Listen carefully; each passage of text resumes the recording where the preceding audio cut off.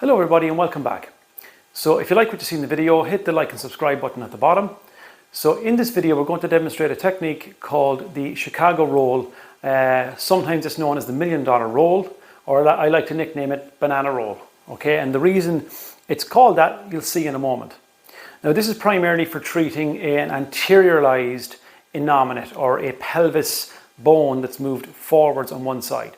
It can sometimes be used for a non-directional adjustment. I find it quite effective for that as well. But in today's case, we've assessed the patient. We know that her right leg has a functional leg length discrepancy. It's slightly longer on the right side. We've measured the ASIS markers. We know that the AS on the right side is sitting slightly lower, sitting slightly higher on the left. Our standing flexion test, which will be described in a different video, is positive on the right, negative seated. So we're indicating an iliosacral dysfunction, which means the right innominate is primarily the fault.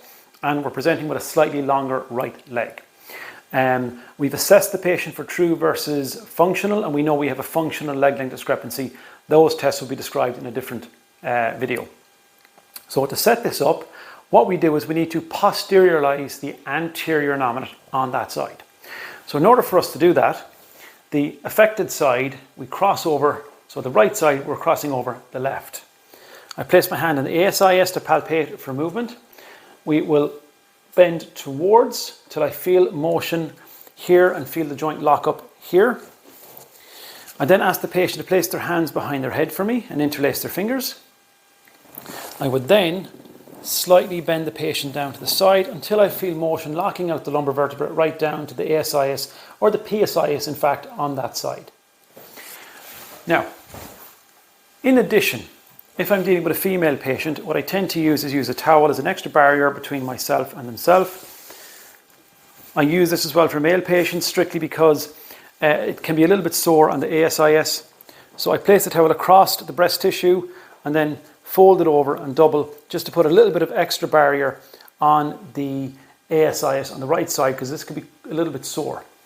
Now, from here, I need to tell the patient I'm going to come. One technique is to come through the loop, place the back of my hand across the chest, and I have the towel there as an extra barrier.